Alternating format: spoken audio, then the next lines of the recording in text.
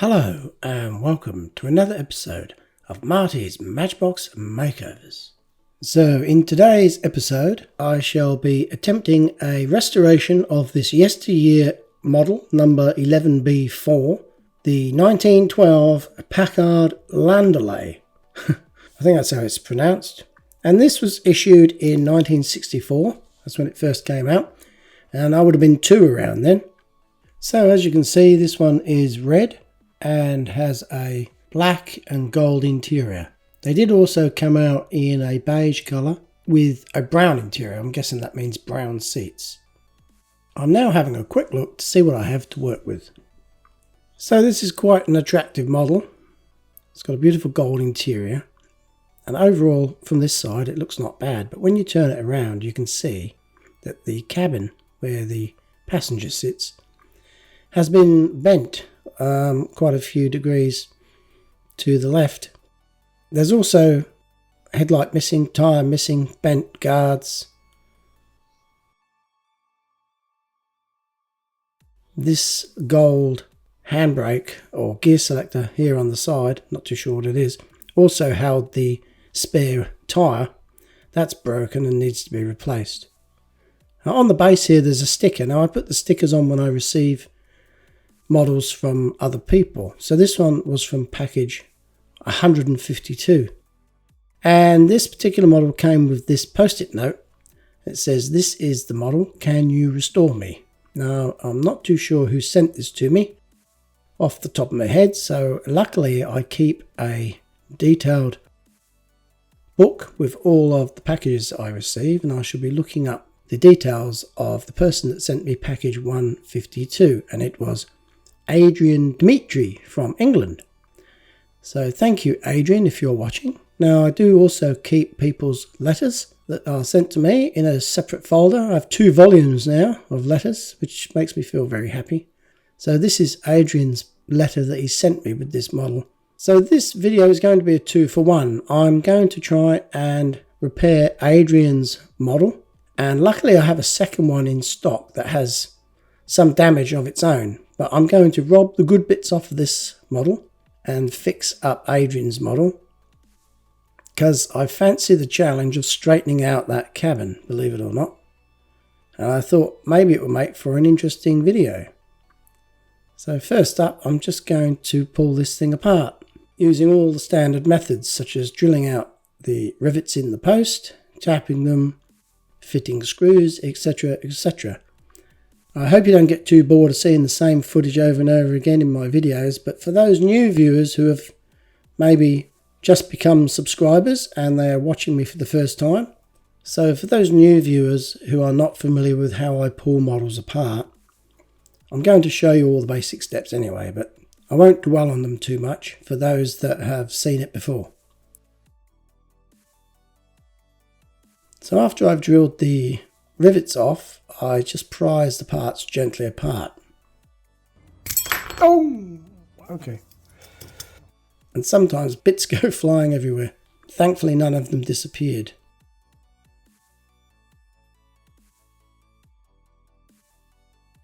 So there's 2 rivets on the base, one for the cabin and one for the engine compartment and the headlight assembly.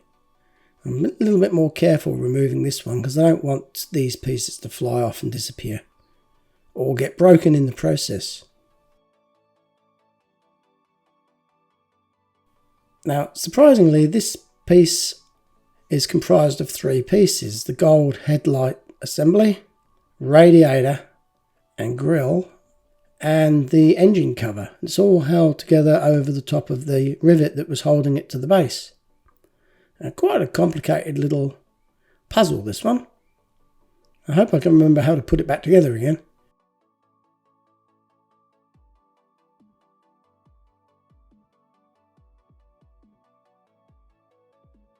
I've just noticed on here there's 2 little square notches at the front of the engine cover there, so I must remember when I put it back together that they go at the front. I've also noticed that when it was squashed, it seems to have bent that rivet post to the rear, so I might have to try and straighten that out when I put it back together.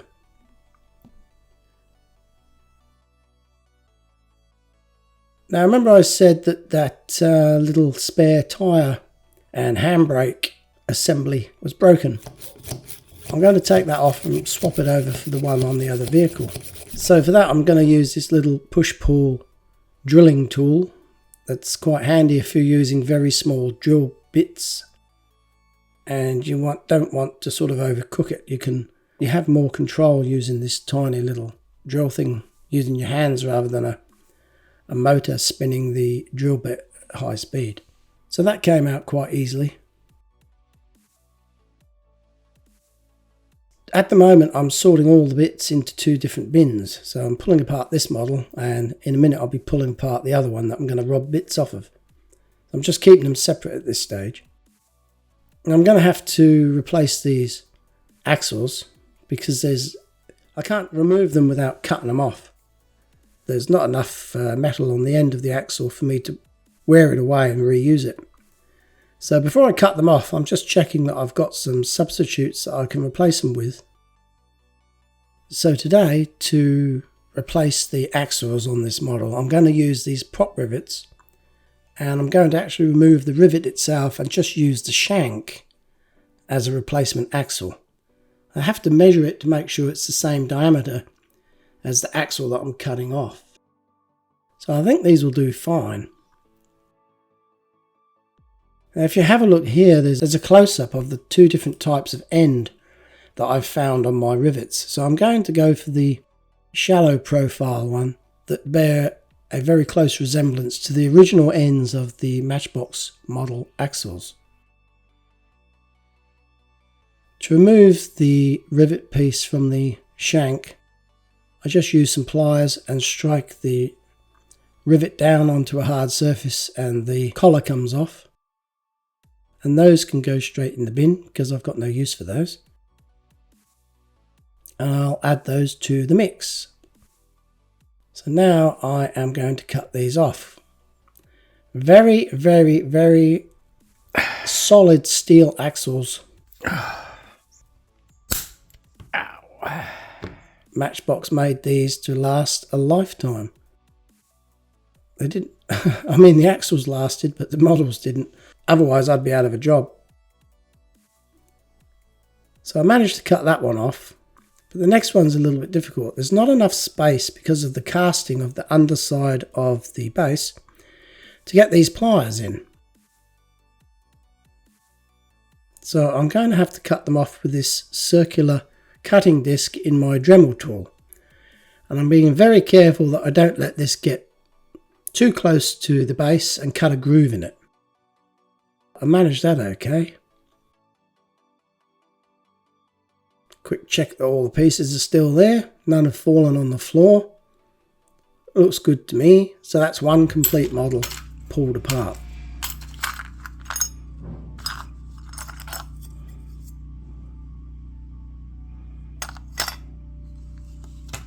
So I'll just quickly do the second one now.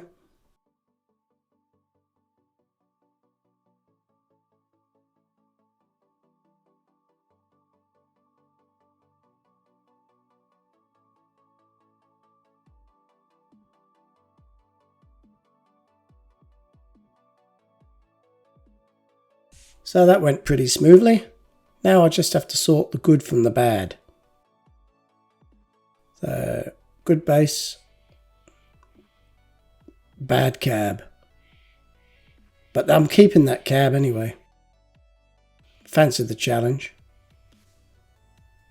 Some of these have got bent guards on them. Some are bent more than others. I think that's the better one, so I'll keep that. Set that one aside. Now these two bits are identical. There's no damage on them, but check out the different colours of the paint. This is quite common with the Matchbox brand. They had various shades of colour throughout the manufacturing process over the years. And it was one of the things that made them quite quirky and quite collectible, because you might get a rare colour and they are worth heaps. Can you spot which one I'm going to keep? Yep. You guessed it, that one. The one with both headlights. And these two here, Thinking about it now, I should probably have picked the other one, but I picked the one with the bent post. Still, doesn't matter. I'm sure I can straighten it out. And these two spare tyre holders are like chalk and cheese. One of them is complete, and the other one's got several legs missing, so I'll just keep the complete one. And the seats, only one of the vehicles had the seats, so I've got no choice, but luckily they're both in good condition. Now here's something I spotted, that one of these models has a metal steering wheel and one has a plastic steering wheel. Apparently the metal ones were earlier and the plastic came later. So that's not the reason. I'm going with the metal one though, because it's got both headlights. And I don't like that wonky plastic steering wheel anyway. It's very inferior. As for the wheels and tyres, I just quickly go through them visually, check them out for any obvious damage, and just pick the best ones that I think are the best ones. So those ones can go into stock. So here we are, finally got the parts that I'm ready to work with. And I found this fantastic colour, Mr. Hobby 385. And it is the exact colour of this rear seat. So I'm going with that colour, which is great. It means I don't have to mix anything up special. But before I can paint them, of course, I've got to strip them. So I'm using my Selleys Quick Strip today. Again, it's bad for you, cancerous, toxic, don't breathe it in, don't get it on you. I'm amazed they sell this stuff. I'm going to use some of these hemostats to hold the parts whilst I spread the paint stripper on. That way I don't get any on my fingers. I have got it on my fingers accidentally in the past and it stings a little bit.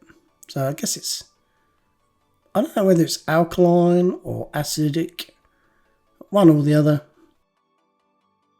So I just spread a liberal amount of that on and sit and wait for it to loosen the paint. And this stuff, although it's bad for you, it always does a really good job. And it's quick too. This is like 5 minutes after I put it on and the paint is just falling off the model. And just as a note, you can see that most of the Matchbox models that I've worked with, in fact, I'd hate to say it, but even maybe all of them, but I'm not 100% sure, they don't actually have undercoat from the factory. They just have the top coat straight onto the metal. But if you've seen any of my models before, you'll know that I'm a great fan of putting undercoat on them, because it seems to me that the top coat paint goes on a little bit better and a little bit smoother if you've got some undercoat on there for it to bond to. This rear seat had a burr of metal sticking up on the top there, so I got a little flat file and filed that off whilst I was looking at it. Now this here, I must admit, I'm a little bit nervous, and I'll show you why. There is obvious cracking all over this piece. There, where the metal has just cracked due to the forces. There caused it to twist, and there. And by straightening it, I'm a little bit scared, and I'm actually scared that when I go to straighten this, that those cracks are going to get bigger and maybe even break off of the lower section of this piece. There is also, and I've also noticed on the left hand side door here, there's a hole in it, so I'm going to have to fill that. So to straighten this cabin, I have mounted the part into this cheap little vise that I've got on my hobby desk. It's something that I've had for about 5 years now, and I don't actually use it that much. I've got a little butane blowtorch here that I use for heating up metal. I'm going to apply a little bit of heat to the four corners of the cabin and also the centre brace, and then because it's hot I can't touch it, so I'm going to use this little block of wood and try and gently push the roof and windscreen back into alignment.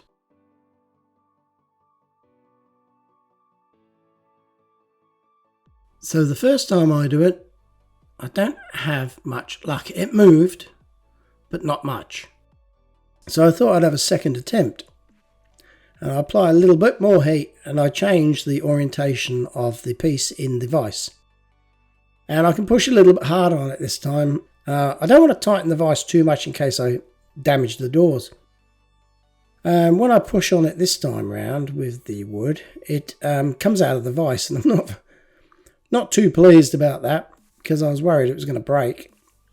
After a little bit of trial and error, and a bit of leverage here, a bit of banging there, and also a couple of taps with a small hammer, the cabin became like it had never been bent out of shape. And I am absolutely speechless at how well it became back to normal. Even the small cracks in the corners closed up. There onto themselves, there and there. Only under close inspection can you notice that they are still cracked. Here's a comparison with the other bit, the rejected bit that was perfect. And you can see that I think this has just been transformed, and I'm extremely pleased. In fact, I would say I'm happy with that.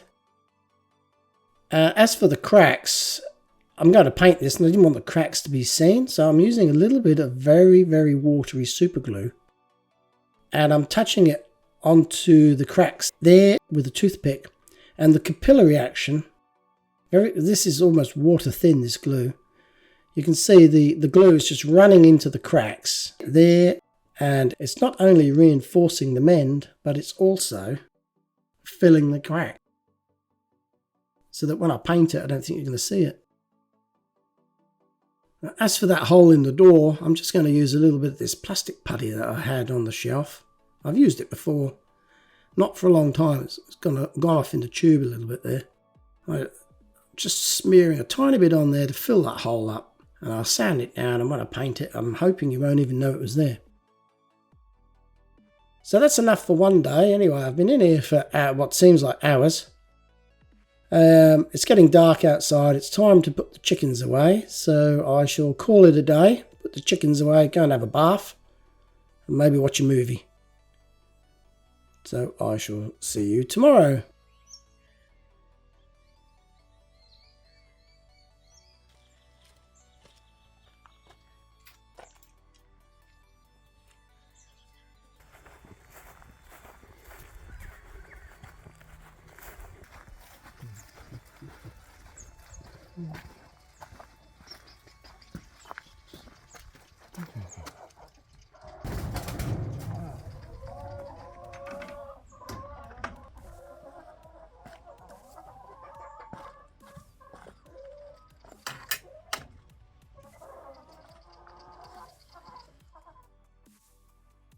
So next day, bright and early, I'm in the hobby room and I figure, righto, it's time to prime the model, and then I can paint it, put it back together and get this video finished.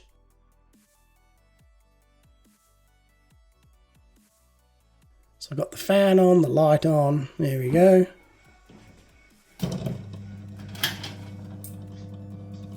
Going to give these a light coat of this Tamiya Fine Primer. I'm looking for a spot here that you won't see when the model's back together. So I can hold it with these hemostats and not get paint all over my fingers. Now hang on, I noticed the paint went on a bit weird there. I'm really annoyed. I noticed that I'd completely forgotten overnight that I filled that. And I didn't sand it, so I'm going to have to fix that. And then respray it again. So I did that, and that's what it looks like now. So this is ready for top coat.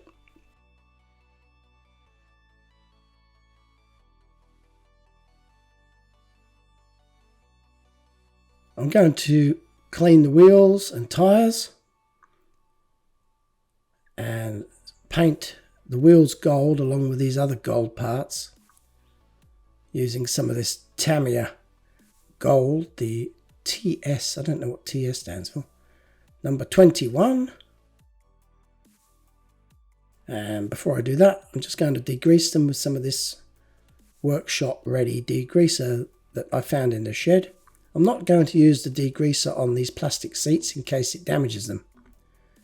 I'll just give those a clean in some hot soapy water. So after I've degreased the gold parts, I give them a quick coat of that Tamiya paint. Under this magnification, it looks a bit ordinary, I must admit. That's the nature of the high magnification and the close-up shots. It sees what the eye cannot see. Well, my eyes can't see much anyway. But you know what I'm saying. So I mixed up that Mr. Hobby paint with some thinners, which is what I always do. And because I haven't used Mr. Hobby paint for a while, I forgot that the thinner that I usually use is incompatible with their paint.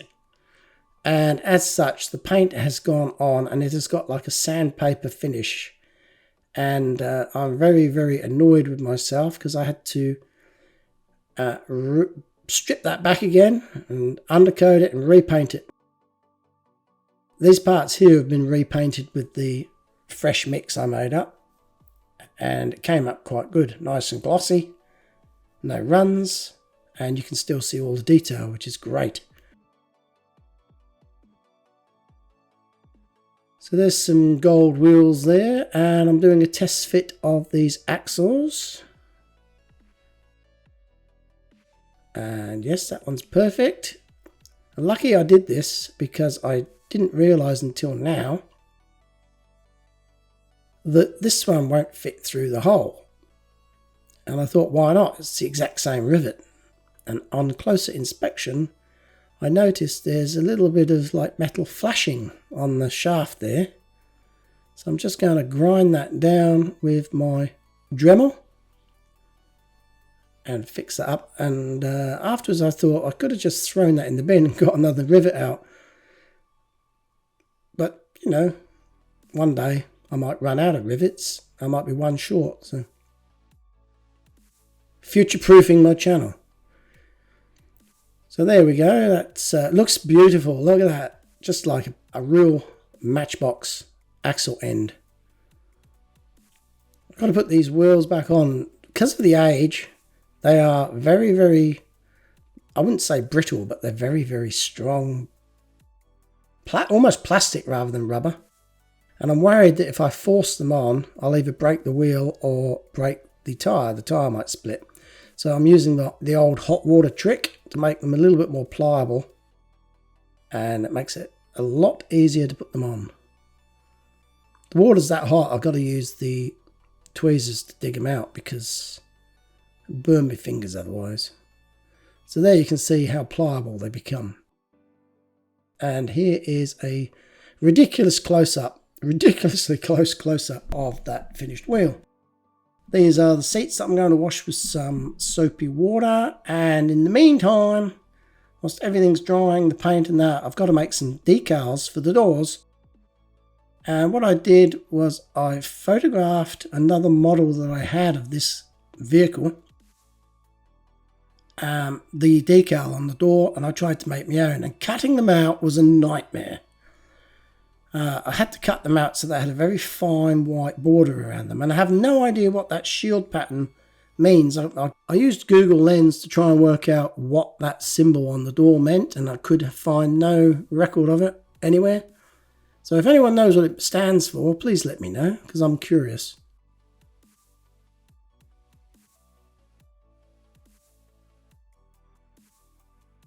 So to put the wheels back on, I'm using the drill press in the shed, as per normal, and of course one end is already formed because it's the end of that rivet, the shank of the rivet, and the other end is just formed by the spinning nail punch, and looks a little bit ordinary. I'll clean it up with a bit of emery paper and put a dab of silver paint on it, and it looks amazing, and the wheels stay on, which is always a good thing. So I've just got to put this back together again now. As for the seats, they're very loose. I don't know why. It's like the plastic's shrunk over time. And there's no obvious damage to them, but the seats just are finger tight in there. So I put a blob of Starbond super glue there just to hold them in whilst I'm assembling it. And this assembly process, I apologise, you don't really see much of it. It took me about an hour to put this thing back together. There's so many little bits, they have to go together in a certain order, they overlap, they engage with each other. There's even fake holes in the base just to confuse you, or me. And every time I felt I was getting somewhere, I'd pick the model up to do something else and it would fall apart. And I'd be back to square one again. And it was so frustrating, I nearly gave up. I mean, look at this piece here. It's 3 tiny little bits. By the way, I do give that engine cover a second coat of paint because it doesn't look very glossy, as you can see. And here you go. You can probably sense the tension in the air there as I'm trying to screw it together whilst holding it so it doesn't fall apart. I take my hat off to the people that worked at Matchbox who had to assemble 100 of these a day. It must have been crazy. There's just one last thing to do now, and that is put these homemade decals on the doors. I don't know if you noticed on the doors, I should have pointed it out, there's a little half rectangle frame that's like molded on the door at the factory, and I think it's a guide. I've seen it on other models. It's a guide to the factory workers to assist them in positioning the decal. So I'm going to use that myself. This decal's just separating off the backing paper there and just laying it in position, trying to line it up in accordance with that tiny little, if you can see it, there's a line, horizontal line and 2 vertical lines. And then I squeegee out the excess moisture with a cotton bud. So, phew, that was a hard job, and this is a longer video than normal as a result. Many days of work here, believe it or not. A lot of frustration putting it back together. But I think you'll agree the time was well spent. I am absolutely thrilled with the results of this model. I think it looks absolutely amazing, and I love the gold and the red and the black. All those 3 colours complement each other. The only thing I would do differently if I was Matchbox is I would change the emblem on the door. Maybe to put a pinstripe on it instead. I have no idea what that shield means. If you know what it means, please leave a comment below. Now, I did promise Kevin, when I'd finish this model, I'd take him for a spin around the block. Well, we actually argued about who was going to drive, and he insisted on sitting in the back. He said that his feet wouldn't reach the pedals. Anyway, it's a good day for a drive, so here we go.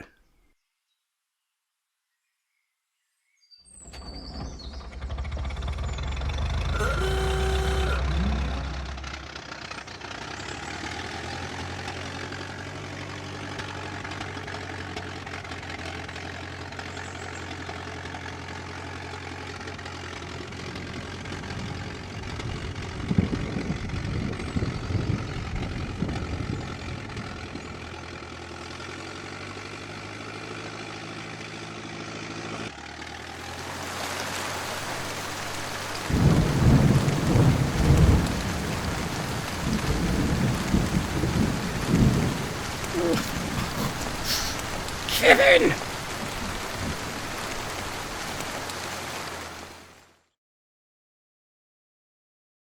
This is Marty from Marty's Matchbox Makeovers saying goodbye.